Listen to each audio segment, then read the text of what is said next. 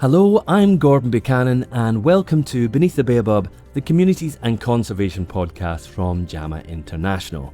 Our travels so far have taken us to South Africa, Namibia, Botswana and Zimbabwe.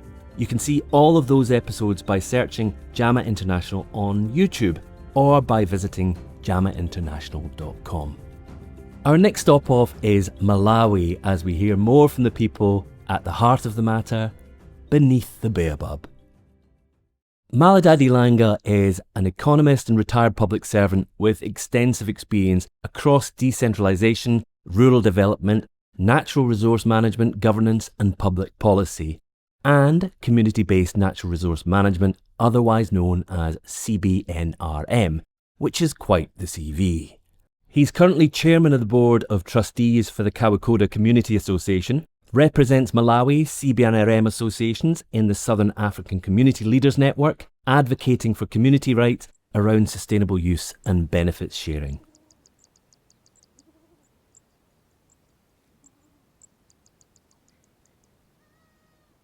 I think for a lot of people will have heard of Malawi, but it is a country that is so dependent on agriculture, and I suppose that becomes a bigger issue when you're talking about space for wildlife and space for people. What's the biggest challenge, I suppose, nationally when it comes to conservation and the demands of people and the demands of wildlife?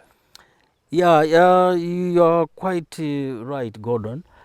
Because one, to begin with, in Malawi, when we say our economy is agriculture, and when we talk agriculture, it is maize, because maize is our staple food. And then when we talk about community livelihoods in the border zone areas around the protected areas, the key livelihood requirement and need is food security. Mm-hmm. And food security itself translates into maize. So the background is quite fitting.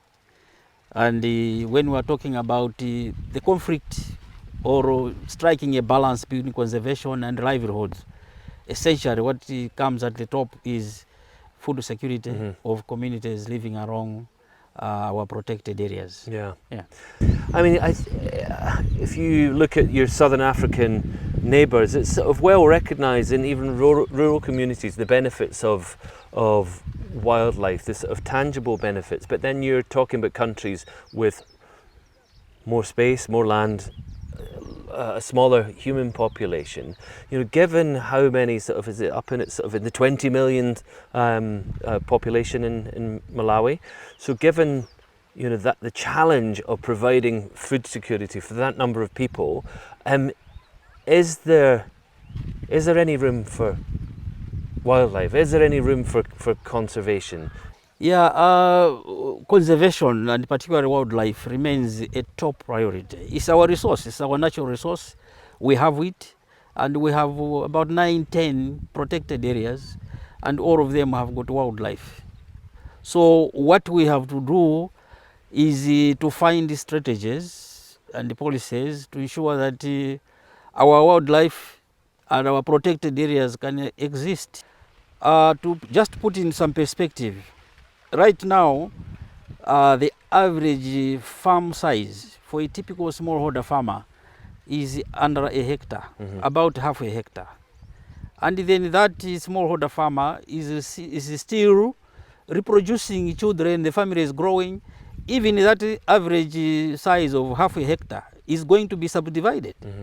And here we are talking about communities that are living along the park, the protected areas. Now, what do we do? Because conflicts is bound to rise. As people want more land, they start encroaching into the park, or they will start doing other things like poaching, cutting down trees for charcoal, or pours just to sell and cure their tobacco, simply as a survival strategy, although it is a negative survival strategy. So we have to do something about it. And for Kasungu National Park, what we are focusing on is, one, we really wish that government could support policies that increase the productivity of land, so that the carrying capacity of that fragmented land can increase. We get higher productivity, and here there is large potential, because most of our farms around in the communal areas are heavily degraded, which means productivity has been declining steadily. Now we need to move towards what is known by experts as climate smart agriculture, where we restore the soil fertility, and then also we protect the vegetation, and then that can help us recover the soil quality and the soil productivity as well as the vegetation. When it comes to human-wildlife conflict, or that sort of coexistence challenge, what I've realised in Malawi is that, you know, people are having to kind of learn again how it is to share the land with certain wild animals. You know, some areas haven't seen elephants for generations, so it's not sort of something that people are really equipped for. And the fence that has been built to, I suppose, segregate people and wildlife, is that sort of, in your opinion, is that the only solution that will work somewhere like this? Sort of keep the animals on this side, keep the people on the other, or was there another alternative?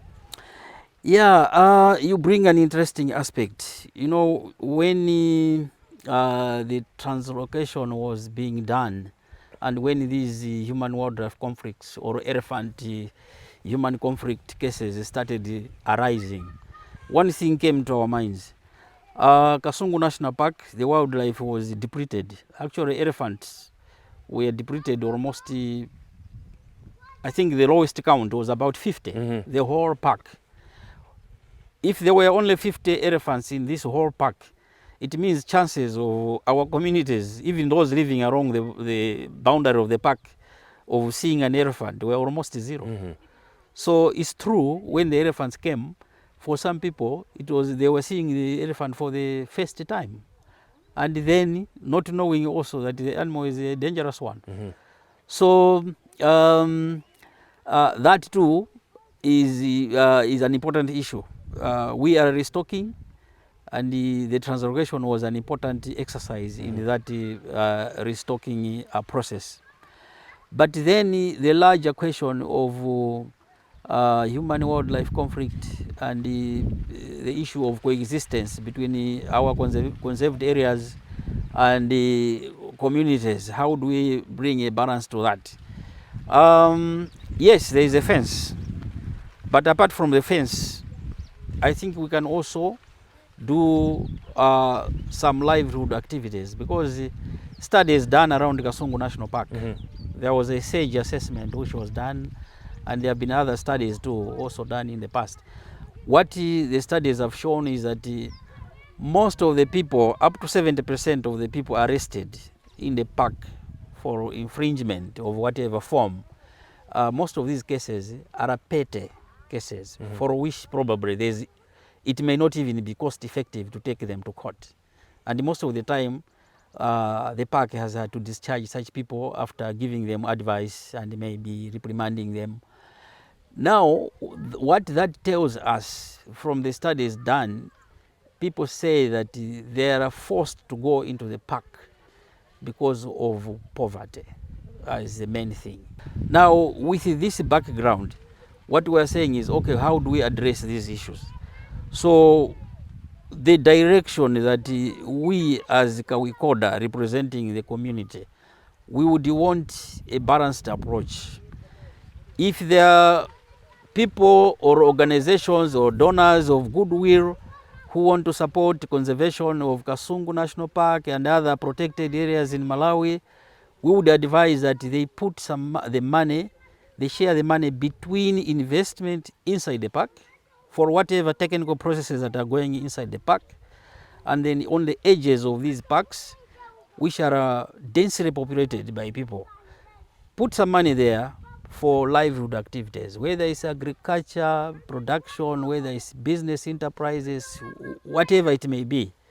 That way you have a balanced approach, And then if people are able to put food on the table, they are able to find money for their school fees, for their daily upkeep. I don't think there will be any motivation for them to take the risk of going into the park and then getting arrested. They will desist. In other places that I've been in Southern Africa, there has been the sense of not just seeing tangible benefits, sort of financial benefits of having a national park close by or having a buffer zone, but there's this sense of ownership and involvement, so that these national parks and these animals, it's a national asset. Whereas I think my concern, especially with a fence, is when you kind of segregate people and wildlife, is that how do you encourage that? So, because you don't want the national park to be a place where people do not belong. Physically, you do not belong here. Your opinions don't belong here. So is there sort of, what are the ways to actually kind of, I suppose, for people to feel like vested stakeholders in national parks and other protected areas? Unfortunately for Malawi, we need that fence because Malawi is unique from countries like Namibia, Botswana, Zambia, which are sparsely populated. Here we have got a high density population, which means if you leave these edges of the park boundary without a fence, this wildlife, particularly the elephants, the lions, and the big ones, definitely they will wreak havoc on these communities. Our communities will live a miserable life. And then at the end of the day, you will have this resentment against the whole idea of conservation. Yeah. So, as far as I am concerned, I think even the principles of conservation, tourism, it is properly done where you have a sparsely populated country, where you can have your game reserves away from people or near places which are sparsely populated. There it works, that type of approach where there is fluid movement between the people and the wildlife. It works. But here, immediately an elephant walks out, it is in a garden. It is in the village, destroying people's houses. So we need the fence because our circumstances in Malawi are unique.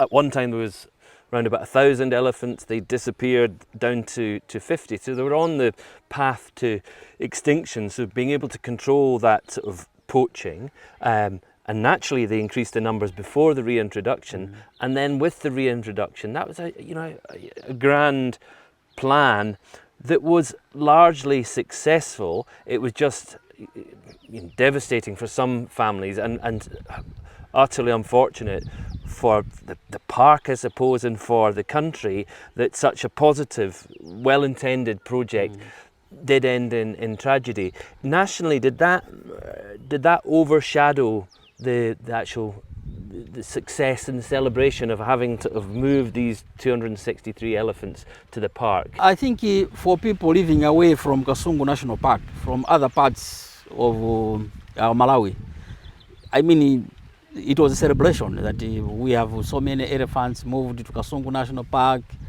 Now we have restocked. Even here in Kasungu, within the Kawikoda catchment area along the border, the boundary of the park, there was some euphoria, but at the same time a bit of fear. And then when people started dying, people's maize started being eaten and the properties being destroyed, then people now started saying, no, but I think maybe something should have been done better. Now with hindsight, we have lost loved ones, we are losing property. But look, the fence was not completed. Why didn't they not first of all complete the fence before bringing the animals? Now the question started coming up. Then people started saying, no, but there was a lot of money for translocating these animals, the elephants. Why didn't that budget that they used to translocate the animals have a component with foresight that when these animals go to an unfenced area, which is also bordered by densely populated human settlements, there will be these incidents.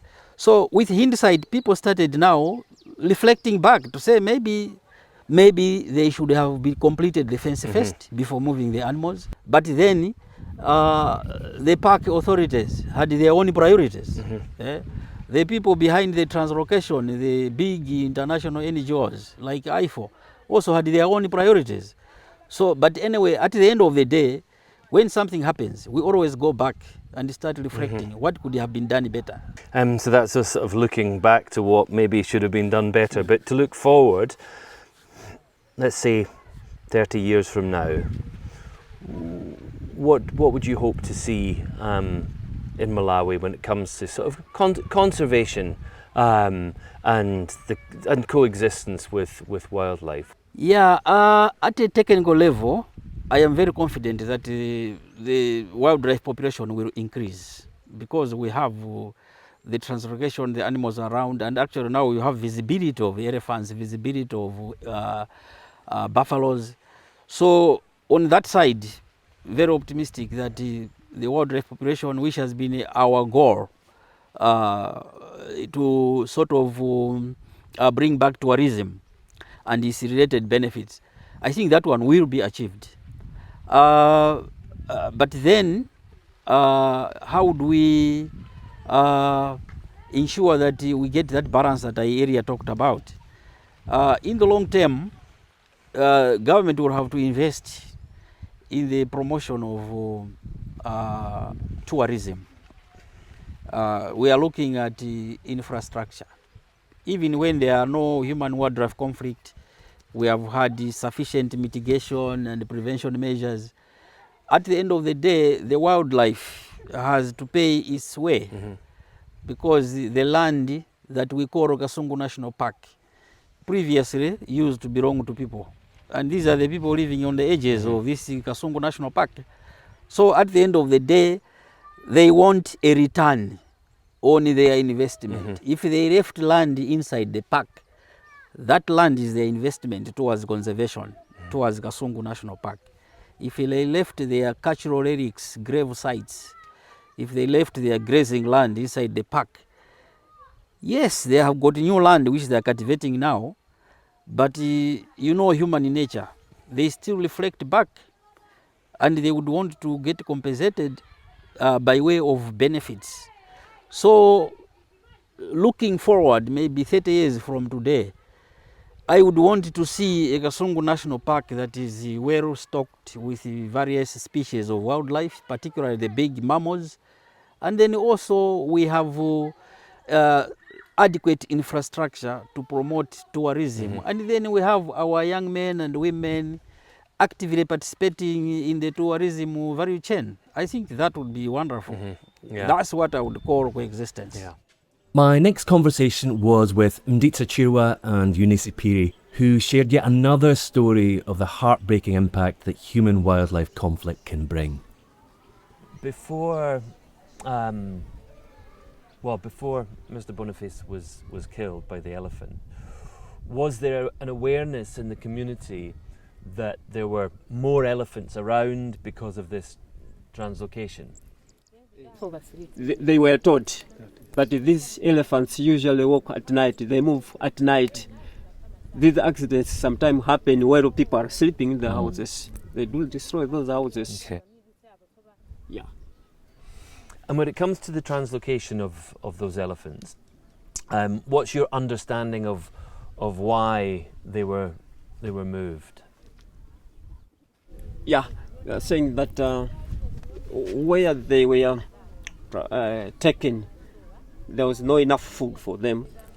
And here at Kasungu National Park, the population of elephants was drastically reduced by the poachers. If it's okay, if you can tell me what happened on the day of the incident involving your husband. The day started very well as usual, but in the afternoon hours, the guy had his lunch, and he had a bath. Around 4 p.m., him and a friend, they went to a nearby trading center for buying some things, So when coming back around 10 p.m., So when they met these elephants, and he was attacked. His friend managed to run away. He was attacked, and people, somebody was coming from the same trading center, found a shirt with blood all over. So he went home. This shirt, or this cloth is for Mr. Boniface. But we tried to search for him, but we could not find him. And they reported that issue to the officials from National Parks, Department of National Parks and Wildlife. Those officials came to help them to search for the deceased. They found him, but while dead. Though they picked him to the nearby clinic, he was pronounced dead. So this is how he got killed. Yeah.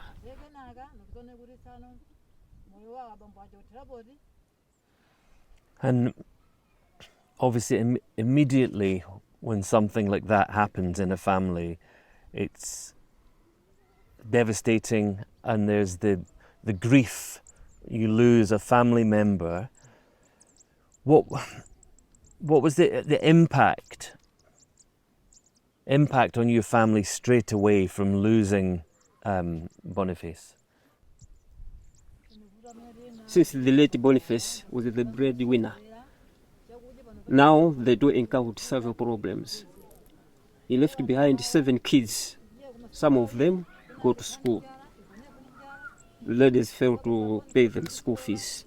And even finding food is a big problem because Mr. Boniface is gone, no more. Yeah, so there are several problems they encounter. They fail even to find fertilizer to apply for their maize and the like. Their friends didn't assist them in the financial or material somehow. But the government provided the coffin and the money amounting to 200,000 kwacha. How do you survive when you lose the breadwinner? What does the future look like for you as a family? Life is a little tougher. It's a little tougher because they survive on doing piece work. Yeah, so where they do piece work is far away from here. It's about 6 to 7 kilometers away. For other communities, obviously, Mr. Boniface wasn't the only person to have lost his life to an elephant. There have been other fatalities. Is there anything, conversations that are had within the community that to find ways to stop this from happening, from other people being killed by elephants or other wildlife? There's nothing really happening, though the mass awareness meetings to alert the people not to walk at night. Okay. And this was just last year that Mr. Boniface was killed.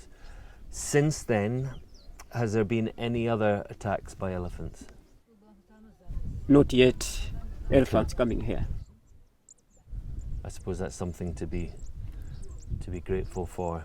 And without any future support from the government or your community, what are your options? Okay, they say they wish if the government or any other well-wishers to assist them financially so that they can stand on their own. Thank you for taking time to share this story. I'm so sorry about your loss and the hardships that you're experiencing, and I can only hope that by the grace of God something can happen and that will help improve your situation and for the situation of your children. Thank you. This is obviously a tragic accident. I don't think anyone could have foreseen such a devastating event so early on in this translocation process. So I think it kind of immediately, it must have sort of had a huge impact on the the community, because they thought, okay, this is what's happened, sort of, at the very start of this. Is this what our life is going to be like, living alongside these elephants? It was just, for each person that lost their lives since the translocation, it was a tragic accident that could have been avoided had the fence been completed before the translocation. And I think that'd be good to speak to the authorities to find out sort of why the timescale and why things happened when they did. But yeah, there's no getting away from the fact that it really has devastated this family and just cast a sort of real shadow of doubt over their lives.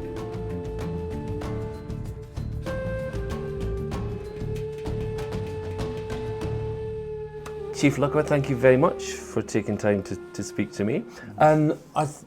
This podcast series, we've been travelling around different countries in Southern Africa. What I've seen here in Malawi, or the communities we've been to, is slightly different because of the fence. There seems to be cultivated land, and then the national park. When it comes to coexistence or human-wildlife conflict, is that something, as you as a senior chief have find yourself talking a lot about? In Malawi is a small country to compare with the other country, but to calculate the population of the people in Malawi, we are too much people living a small country, about 24-25 million people, really? Living at small space.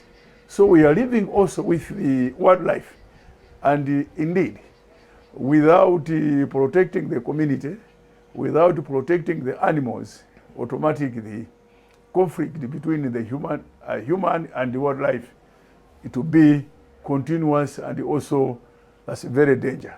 So for sure, our friends, International Animal Welfare, IFO, assist us almost 140 kilometers fence, but up to now they didn't finish because there is a distance, very big distance, in order to finish the fence.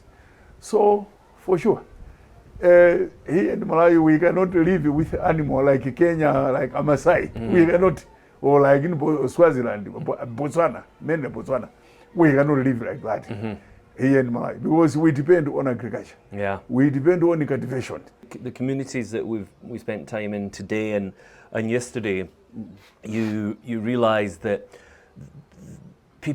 people don't have this shared history, especially when it comes to elephant. They don't have this shared history of living side by side with these animals. I met a man this morning in his 70s, and I said, so when you're a small boy, would you see elephants? He said, no.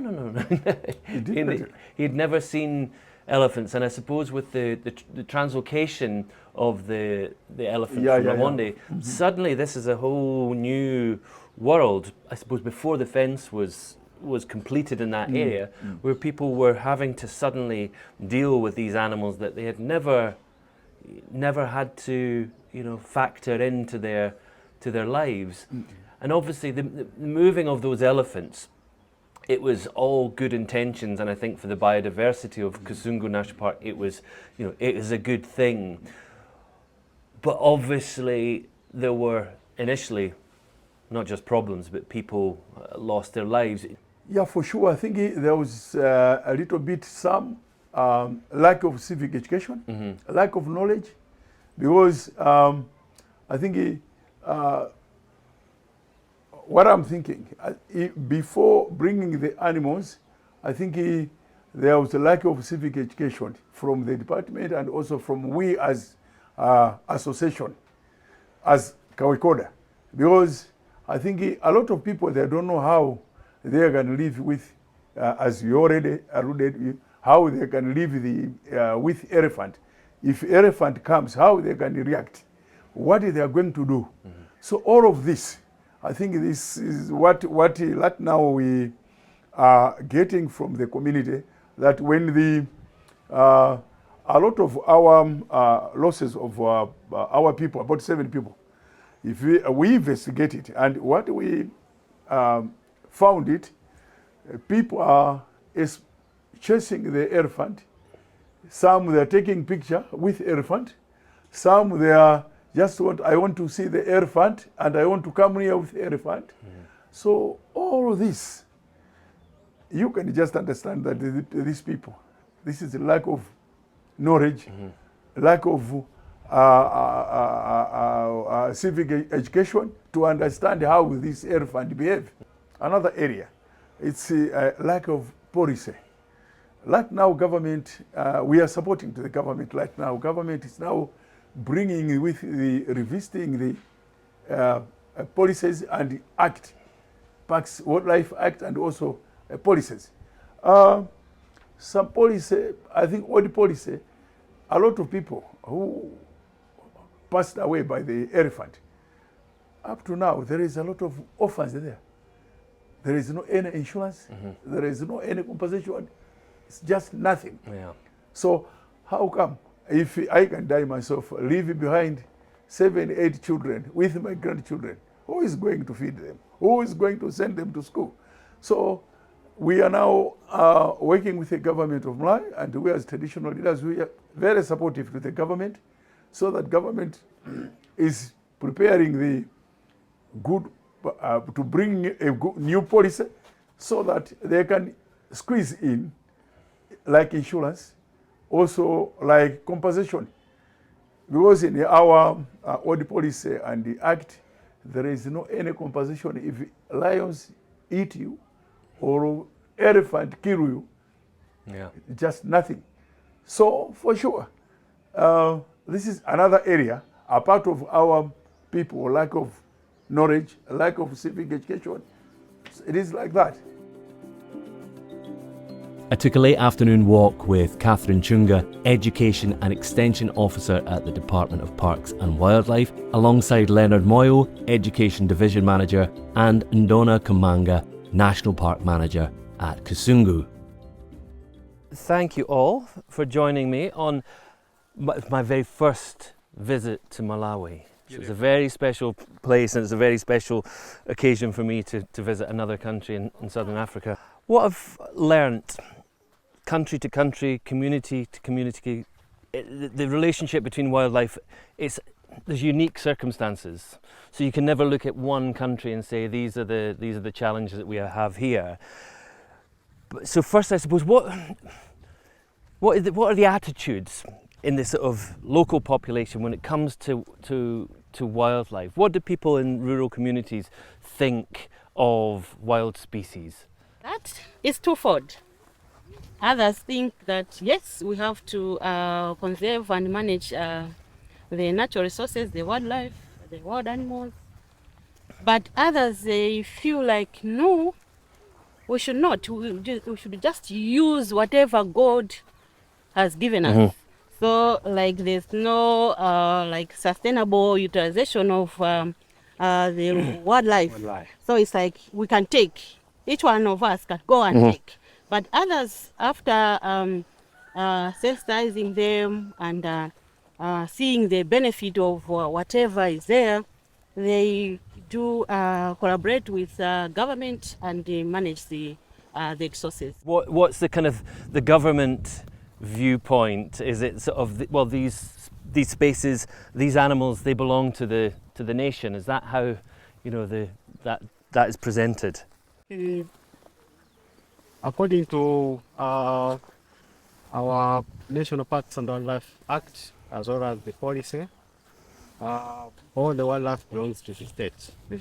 But at the same time, our policy also advocates for collaborative management, where we have a partnership with the local communities.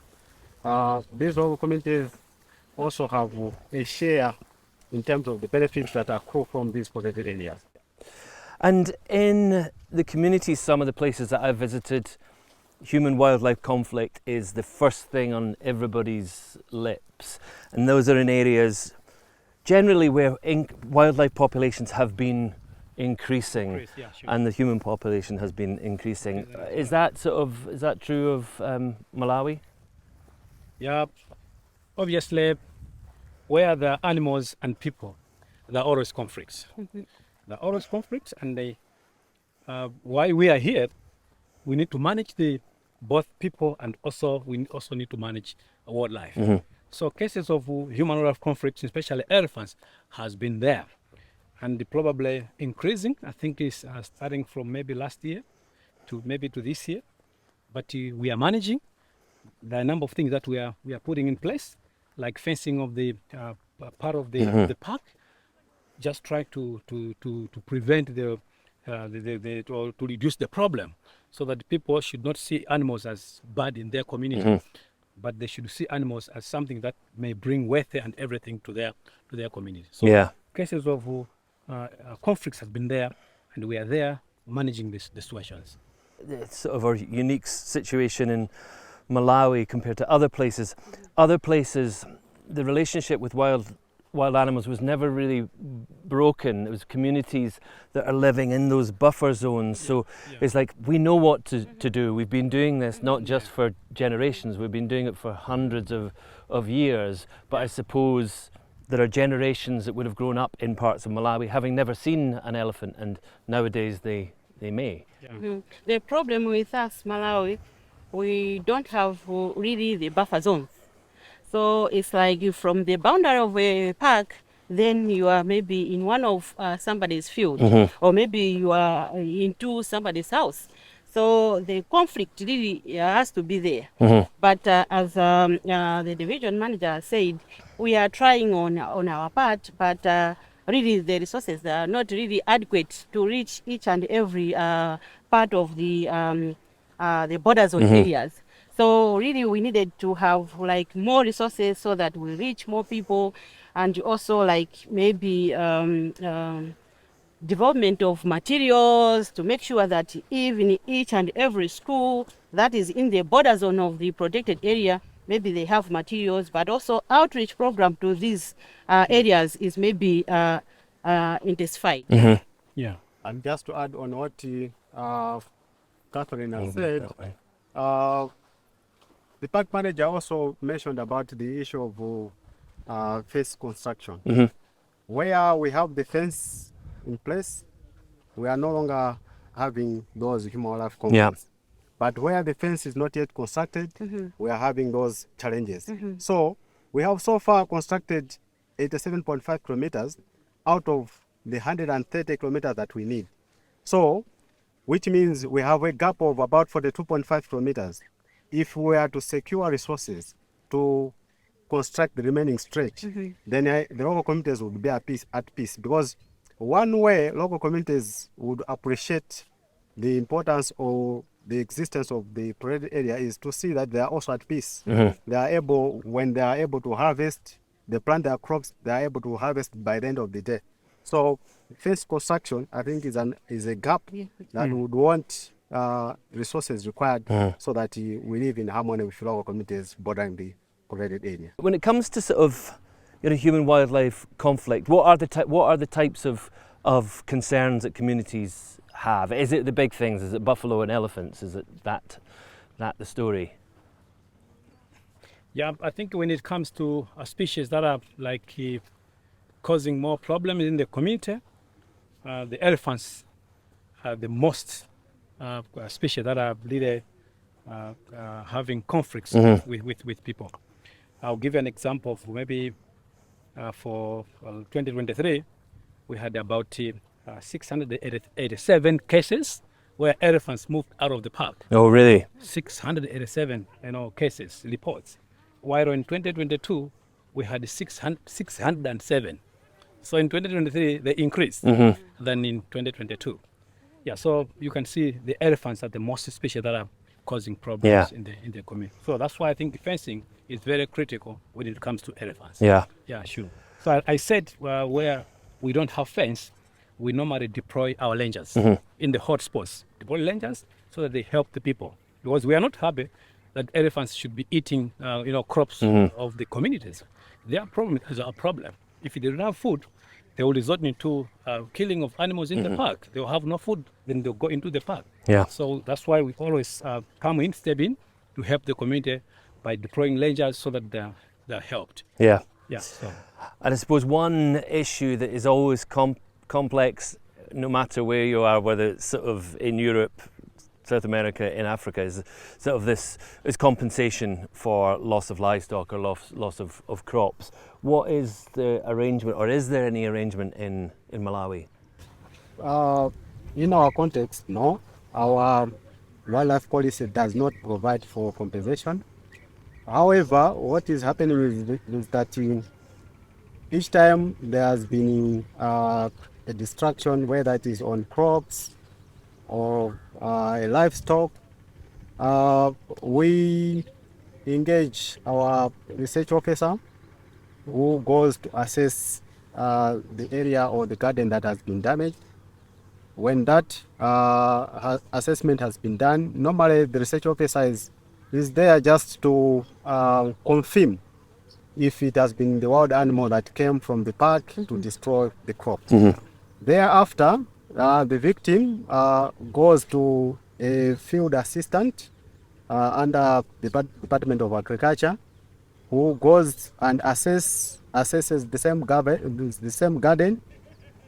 In this case, he quantifies in terms of value if these crops were to be harvested, how much would he have realized by the end of the day. So having done that, the victim collects 2 reports, one report from national parks and one report from agriculture. These 2 reports are taken to the district council, who then have a unit there under disaster. They have a percentage which they use in terms of relief, not necessarily as compensation, to support that victim. Yeah. And also, in addition to a thank you to the community's participation in conservation, there is also a policy whereby we are giving 25% of the revenue that we are generating from the park. That money goes into the pocket of the community. Okay. They have got their own account, and once we have generated the money from the tourists, we take that 25% into that community account, and that money is used for their development within the areas. Yeah, so that's what also one way of trying to appreciate the role that communities are playing to conservation. Yeah, I think conservation is a journey that everyone is on, and things that we are very aware of now that we weren't aware of 10, 15 years ago. I suppose even loss of habitats and loss of species. 30 years ago when I first started my career, we weren't talking about, sort of loss of biodiversity. And on this sort of journey, I suppose, to sort of coexistence, there's twists and turns, and I don't know if there'll ever be a final destination, but what in Malawi, what would you like that final destination to look like when it comes to flourishing human populations and flourishing wildlife populations? The fence is one key element that makes the coexistence to be there. And at the same time, we also need to look into what is available in the park. Issues of, I believe, climate change. You find that maybe in the month of September, October, there are less areas where elephants can get water in the park. You find that they now move outside the park looking for water. So it's also good maybe if funds are available, we can actually deliberately create some water pools, water areas like the dams or whatever in some strategic position, so that elephants, when they need water, they go straight into those sites, other than maybe going outside, try to cause problem with the communities. I think for the communities to see really the importance of the park, they have to see more benefits. Yeah. Yes, but also more interventions in terms of making sure that the animals or the elephants should not be attracted like from outside. So one of the intervention maybe is like maybe more beekeeping activities around. We can make, maybe we heard that maybe other countries they put maybe beehives around the park. Others, they grow chili, maybe some ridges around the boundary. Yeah, so such kind of things, I believe, will make sure that the elephants are inside, and also the communities here, they'll be protected, the crops, the livestock, but also their own lives. Yeah. And I think we'll live harmony in that way. Wherever I go, conservation and communities, human communities, they're part of the same thing, and I think it's great to hear that people realise that sort of. I think people obviously in Southern Africa, that's what is known, and our ambition and aim is to, I think, people outside Africa to understand that the challenges that it comes with, the price and the cost of having large animals on the landscape, and it's not just conservation is not just about animals, it's about people and communities. So the destination is out there, and it seems like you're on the right track, even with a few twists and turns and potholes on the way. Sure. Thank you very much. Thank you. The countries that I've visited so far, they've all got their own history. I suppose when it comes to modern conservation, they've all got their own unique set of challenges. Here in Malawi, it feels there's a kind of a difference. I don't know whether it's because there's a higher population in some areas. There has been quite a lot of devastation in some of the national parks and loss of biodiversity, loss of key species, that possibly that sort of traditional connection with wildlife has been broken. So on this sort of journey, Malawi feels like it's at the start of the journey. It's in its infancy. But yeah, the great thing is that the people, the government, the NGOs, supporters, are willing to try and rise to the challenge when it comes to coexisting with wildlife. If you'd like to hear the audio version of this episode, just search Beneath the Baobab on your preferred podcast app, or follow the links below the video. JAMA International are passionate about conservation and well-being for people and planet, and know it's crucial to open positive dialogue and share ideas. We'd love you to share this video. Please do so with the hashtag Beneath the Baobab on social media, or maybe just start a conversation with a friend.